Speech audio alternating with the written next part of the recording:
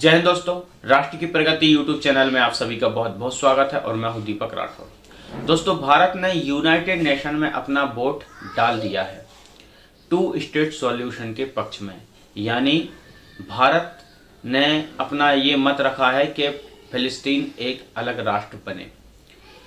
ऐसे टोटल 142 देश हैं दोस्तों जिन्होंने जो न्यूयॉर्क डिक्लेरेशन था, जो फिलिस्तीन को एक अलग राष्ट्र बनाने का समर्थन करता है, उसके पक्ष में वोट रखा है।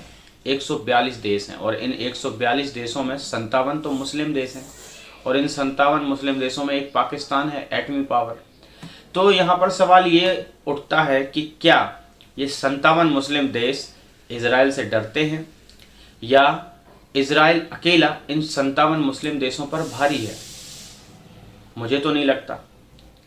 अगर ऐसा नहीं है तो फिर क्यों अभी तक फिलिस्तीन अलग से अलग राष्ट्र नहीं बना?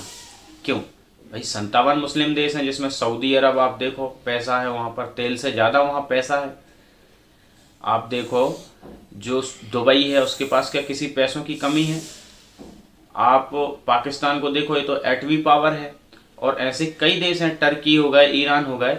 अगर ये सब चाह लें तो क्या इजराइल कुछ कर पाएगा फिलिस्तीन का, गाजा का? लेकिन सच दोस्तों कुछ और ही है। सच ये है कि ये 57 मुस्लिम देशों में ऐसे कई मुस्लिम देश हैं जो चाहते ही नहीं कि फिलिस्तीन अलग स्टेट बने। एक समय था जब इजराइल भी चाहता था कि ठीक है यार, वो तुम्हारा घर, ये मेरा घर, अलग अलग अपन रहते हैं, बीच में बॉर्डर बनाते हैं, बेहतरीन रहते हैं। 2005 में गाजा पट्टी को इजराइल ने छोड़ दिया था। करीब 20,000 जो इजरायली यहूदी सैनिक थे उन्हें इजराइल ने वापस ले लिया था कि चलो ठीक है यार, तुम्हारा गाजा पट्टी है, लो फिलिस्तीन अपना गाजा पट्टी लो और बेहतरीन ढंग से रहो। लेकिन फिर हुआ क्या? गाजा पट्टी में एक सरकार बनती है, एक सरकार आती है सत्ता में जिसका नाम होता है हमास। और ये हमास पर कौन कंट्रोल करता है? ईरान करता है। हमास के अलावा हिजबुल्ला और हूती, इन सब पर ईरान का कंट्रोल है। और इन सब से, हमास से, हूतियों से और हिजबुल्ला से ये समय समय पर इजराइल पर हमले करवाते रहते हैं। ना हमास टू स्टेट सॉल्यूशन चाहता है, ना हूती, ना हिजबुल्ला और ना ईरान। ये लोग टू स्टेट सॉल्यूशन चाहते ही नहीं हैं। यहाँ तक कि जो एक फिलिस्तीन है, आम फिलिस्तीनी, वो तक एक ही नारा लगाता, अपने छोटे छोटे बच्चों को भी वो यही नारा लगवाता है कि from the river to the sea Palestine will be free. यानी रिवर यानी जॉर्डन से लेके सी यानी मेडिटेरियन तक जितनी भी ज़मीन है वो पूरी फिलिस्तीन की है। यानी बीच में तो इजराइल आता है, इजराइल को सबको इनने साफ कर दिया, कोई इजराइल नहीं रहेगा यहाँ पर। यही सोच इजराइल की भी है।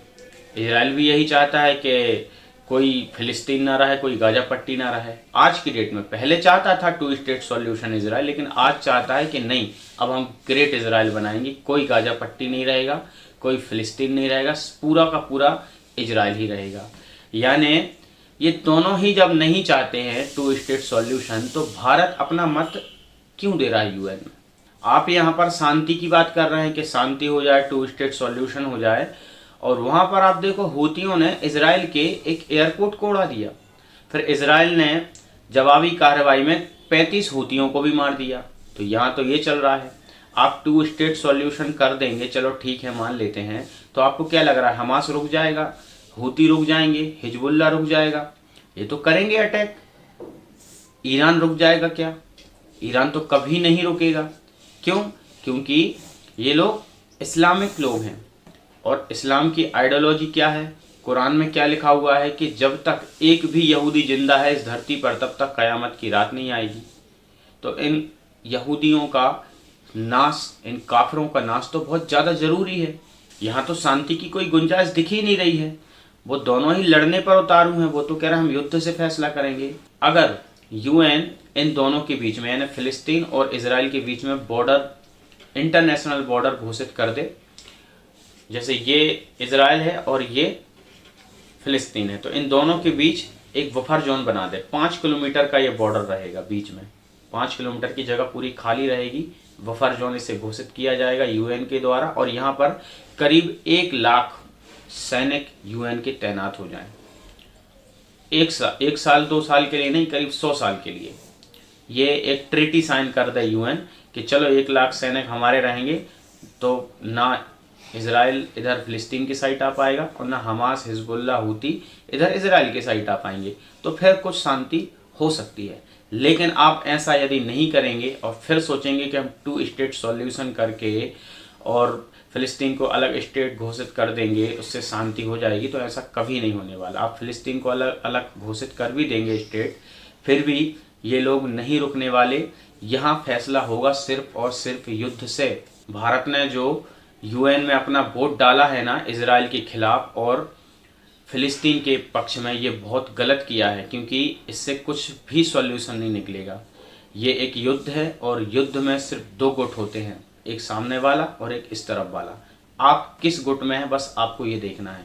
तो क्या आप फिलिस्तीन के हमास के गुट में हैं? नहीं, भारत को इजराइल के साथ होना चाहिए, इजराइल के पक्ष में होना चाहिए, क्योंकि इजराइल की और भारत की दोनों की एक ही समस्या है, इस्लामिक आतंकवाद। तो अगर इजराइल इस्लामिक आतंकवाद से लड़ रहा है तो भारत को तो उसका पक्ष रखना चाहिए, फिलिस्तीन का क्यों रखना चाहिए? यानी पीओके मिलेगा सिर्फ ताकत से, अक्साई चीन मिलेगा सिर्फ ताकत से, इजराइल को फिलिस्तीन पूरा मिलेगा सिर्फ ताकत से, फिलिस्तीन को इजराइल पूरा मिलेगा सिर्फ और सिर्फ ताकत से। यहाँ पर शांति की, इंसानियत की कोई गुंजाइश नहीं है दोस्तों। तो भारत की भी इस्लामिक आतंकवाद वाली समस्या है और इजराइल की भी इस्लामिक आतंकवाद वाली समस्या है, और इजराइल अभी बहुत अच्छा काम कर रहा है, तो हमें इजरायलियों का साथ हमेशा देना चाहिए। ये भारत का परम कर्तव्य बन जाता है। तो दोस्तों आप इस पर क्या कहेंगे, कमेंट में जरूर बताएं। वीडियो अच्छा लगे तो लाइक करें, शेयर करें, चैनल को दोस्तों सब्सक्राइब जरूर करें, बेल आइकन को भी दबा दें। जय हिंद, वंदे मातरम, जय श्री राम।